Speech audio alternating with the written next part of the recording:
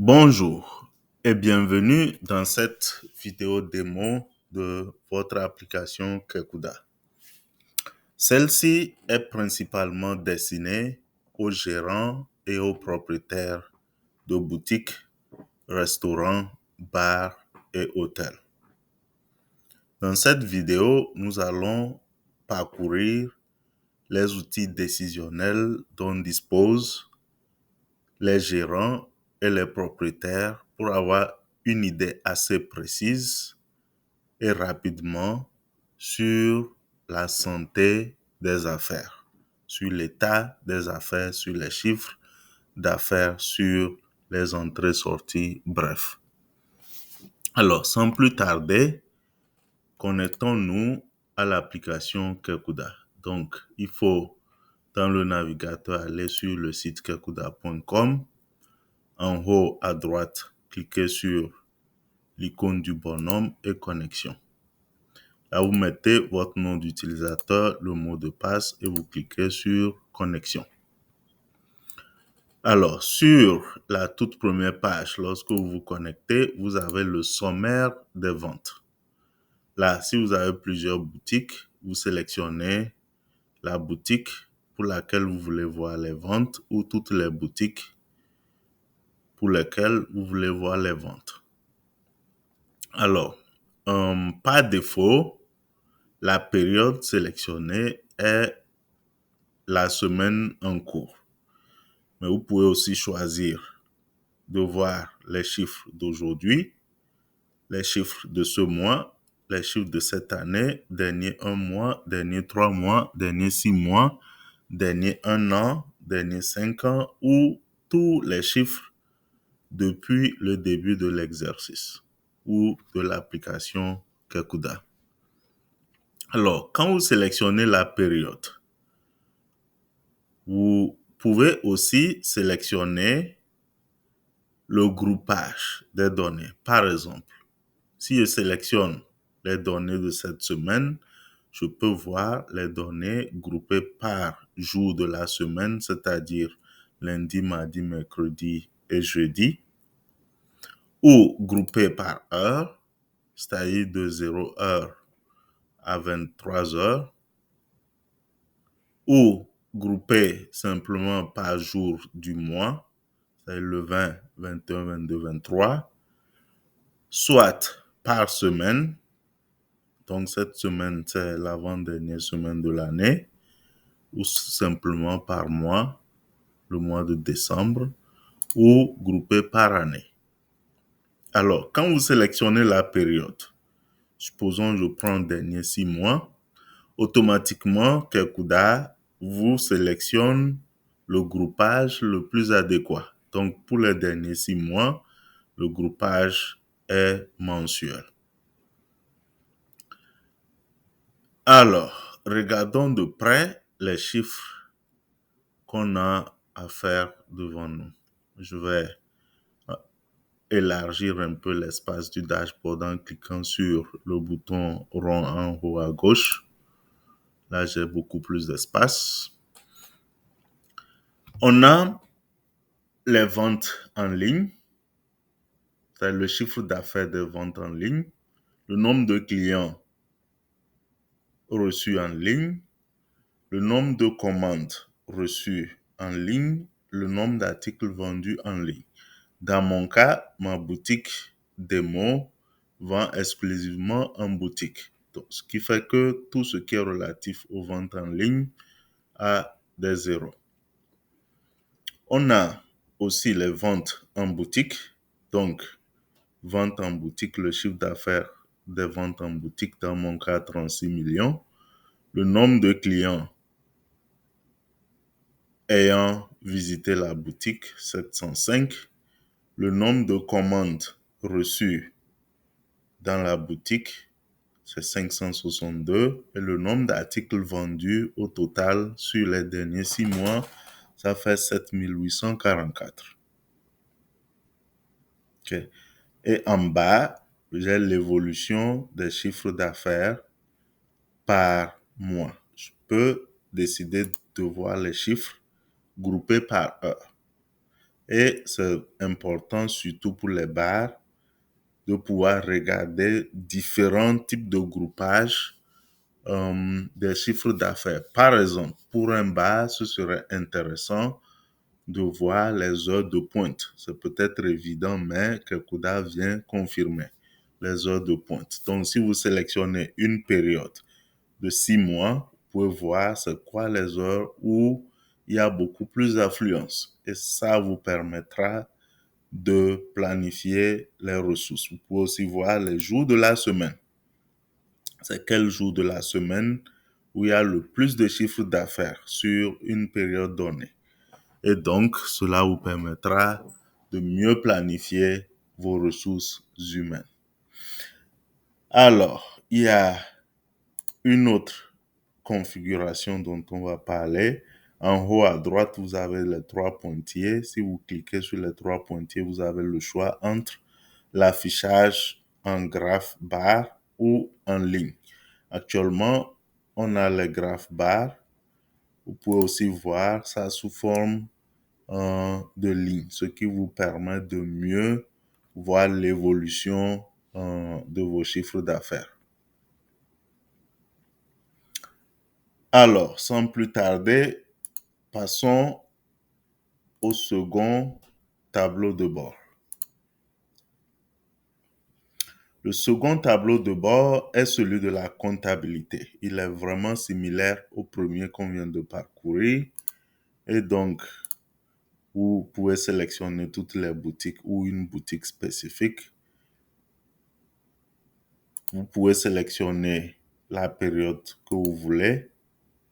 Et au fur et à mesure que vous sélectionnez votre période, les données s'affichent de façon très interactive. Et vous avez les graphes en bas. Alors, regardons de plus près les données qui sont sur le tableau de bord de la comptabilité. Il s'agit des ventes en ligne. Dans mon cas, c'est 0 parce que je ne vends pas encore en ligne. Les ventes en boutique. Donc, sur ma période de 6 mois, j'ai fait 36 millions, pratiquement 37 millions.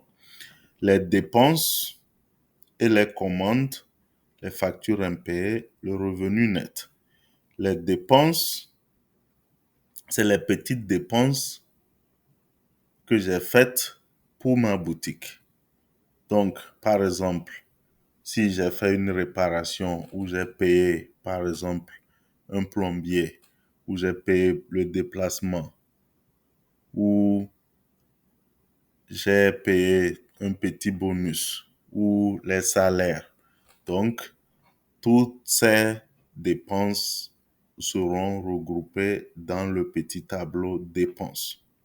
Par contre, les commandes concernent directement les produits qui sont vendus dans la boutique. Par exemple, si je suis un bar et je commande des casiers de bière, des casiers de vin, je les entre sous commande. La différence, c'est que les commandes vont augmenter l'inventaire. Donc, quand vous enregistrez une commande et vous confirmez, l'inventaire est augmenté. Et au fur et à mesure que vous vendez, l'inventaire est décrémenté. Donc, les dépenses, c'est pour les petites dépenses. Les commandes, c'est pour augmenter l'inventaire. Et les factures payées, c'est les factures que vous payez à Softenza pour le service rendu. Et donc, logiquement, le revenu net, c'est la différence entre les ventes, donc les ventes en ligne, les ventes en boutique, et les sorties. Donc, la différence entrée sortie, c'est ça qui donne le revenu net. Dans mon cas, ça fait 36 millions, moins 534 000, moins 414 000, moins 11 000. Vous voyez, c'est à peu près 1 million. Donc, on se retrouve avec 35 millions de revenus nets. Les factures impayées, c'est d'éventuelles factures que vous n'avez pas encore payées à Softenza. Les chiffres vont s'afficher dans cette petite case. Et le montant à recevoir, ça c'est directement pour les, les ventes en ligne où les paiements s'effectuent dans un premier temps à Softenza et puis Softenza vous repaye. Donc, si il y a des montants qui ne vous ont pas encore été reversés, ils vont s'afficher dans montant à recevoir. Pour le reste, c'est vraiment similaire au tableau de bord qu'on vient de voir. Et donc, vous pouvez jouer de façon interactive avec les périodes, les groupages et les graphes. Bon, remarquez que sous certains tableaux, vous avez voir plus. Donc, si vous regardez le chiffre d'affaires et vous êtes intéressé, par exemple, à voir plus de détails, qu'est-ce qui a engendré ce chiffre d'affaires, il s'agira simplement de cliquer sur voir plus. Et là, vous allez sur les détails de vente. Vous pouvez voir toutes les commandes qui ont été enregistrées ou toutes les ventes qui ont été enregistrées. Vous pouvez même sélectionner une vente et aller un peu plus en détail. Là, je pense que pour un propriétaire ou un manager, vous n'allez pas vous retrouver souvent dans les détails, mais les détails sont là au cas où vous voulez y accéder. Alors, le troisième volet qu'on va attaquer, c'est les états. Donc, il y en a trois types, les états d'inventaire, les états de vente et les états de dépenses et commandes. Donc, nous n'allons pas pouvoir les parcourir tous, mais regardons un peu quelques échantillons. Donc, on commence par les états d'inventaire. Les états d'inventaire, il y en a deux, l'état de tout l'inventaire et l'état d'inventaire bas. Donc, l'état d'inventaire bas, il affiche seulement les produits qui ont un inventaire bas. L'inventaire bas signifie que quand vous créez un produit, vous définissez ce que cela signifie que l'inventaire soit bas. Par exemple, pour les produits qui s'écoulent vite, vous pouvez définir un chiffre, par exemple, dans les centaines, disons 100. Et donc, quand l'inventaire descend en bas de 100, le produit va être affiché dans état d'inventaire bas. Par contre, si vous voulez voir tout l'inventaire, vous sélectionnez l'état de tout l'inventaire et vous avez l'inventaire de tous vos produits. Alors, de façon générale, quand vous sélectionnez un état, il y a deux formats. Le format Excel que vous pouvez manipuler et le format PDF qui est déjà préformaté que vous pouvez imprimer. Alors, choisissons le format PDF pour notre état d'inventaire. Exécutons. Alors, l'état d'inventaire, il est tout simple. Il a les composants, les produits. Donc, rappelons que les composants, c'est les produits qu'on utilise pour créer les produits finaux qui sont vendus aux clients. Par exemple, les laitues, les piments, les fromages, etc., etc.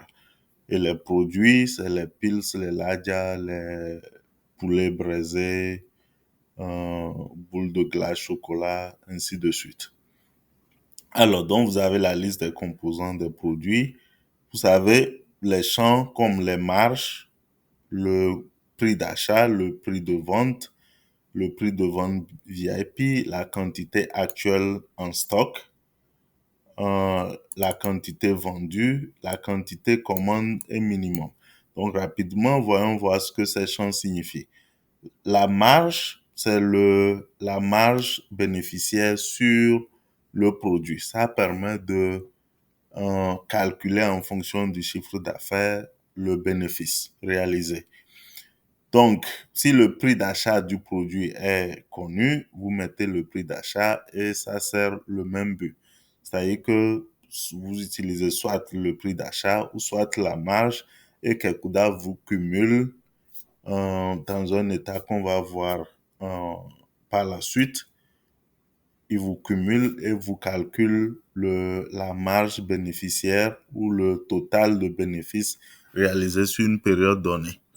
Bon, le prix de vente, c'est le prix de vente. Le prix VIP, c'est le prix VIP. La quantité, c'est la quantité en stock. Donc, il y a certaines quantités qui peuvent être négatives si le stock n'est pas bien maintenu. La quantité peut aller au négatif. La quantité vendue, c'est euh, c'est la quantité totale vendue. Ça, c'est à peu près évident. Donc, si vous posez des questions, pourquoi on permet l'inventaire négatif, c'est configurable. Si votre boutique maintient correctement l'inventaire, vous pouvez en un clic renforcer le fait que on ne puisse pas vendre en dessous de zéro. Voilà. Mais si la rigueur n'y est pas, alors vous pouvez sauter ce verrou et autoriser que l'inventaire puisse aller négatif et permettre la vente. La quantité à commander, la quantité minimum. Donc, la quantité minimum permet de lister le produit sur l'inventaire bas. Donc, si vous définissez une quantité de 5, quand vous allez en bas de 5 et vous lancez l'état d'inventaire bas, il est affiché sur l'inventaire bas et ça vous permet de lancer une commande. Et donc, la quantité à commander, c'est la quantité maximum définie que vous pouvez avoir en stock moins la quantité qui est actuellement en stock. Et donc, ça vous donne une quantité suggérée pour d'éventuels achats. Alors, passons dans la seconde catégorie d'état, la catégorie des ventes. Il y en a tout un paquet là, 7. Donc, il y a le sommet de vente par produit. Donc, vous pouvez voir les ventes réalisées par produit. Sommet des ventes par acheteur-vendeur. Sommet des ventes par catégorie. Donc, au lieu d'avoir par produit, vous pouvez monter un niveau plus haut pour par catégorie. Les reçus de vente. Donc, les reçus de vente vous permettent de prendre une période et de voir exactement les détails des reçus. Et ça peut être vraiment bénéfique au cas où vous voulez investiguer un peu plus dans les détails. Donc, tous les reçus délivrés en boutique sont disponibles sur l'état reçu de vente. Les sommets de vente par menu, donc il est similaire à catégorie au cas où vous configurez votre boutique pour utiliser menu, comme c'est le cas pour la plupart des restaurants. Là, vous pouvez voir par élément de menu le sommet des ventes. Vous pouvez aussi voir les ventes par table. Donc, Kekuda vous permet de configurer les tables et de voir les statistiques de vente par table. Donc, si vos clients ont des préférences, vous les saurez sur le sommet de vente par table. Certaines boutiques reçoivent plusieurs méthodes de paiement, genre T-Money, Flows, le cash, les cartes de crédit. Et donc, ce sommet de vente permet de grouper les ventes par méthode de paiement. Alors, voyons voir à quoi ressemble le sommet de vente. Donc, si quand vous cliquez sur l'état, vous avez toujours le format PDF et Excel, vous pouvez choisir une période donnée. Donc, je vais prendre du 1er novembre à aujourd'hui et je dis exécuter. Donc, remarquez que dépendamment de la période choisie, le spinner va tourner un peu et il va vous pondre le résultat. Voilà. Donc, je parlais de la marge bénéficiaire. Donc, cet état vous donne le total de chiffre d'affaires avec en vert là, c'est quoi le bénéfice. Okay, donc, si vous définissez les prix d'achat et les prix ou bien les marges, vous allez voir en gros c'est quoi le bénéfice. Alors, l'état des ventes vous dit grosso modo la quantité vendue, le total brut, le total achat. Donc, le total brut, c'est le total par rapport au prix de vente. Et le total achat, c'est par rapport au prix d'achat. Et donc, c'est la différence qui constitue la marge bénéficiaire. Encore faudra-t-il que vous définissiez vos marges bénéficiaires ou les prix d'achat. Vous voyez par exemple sur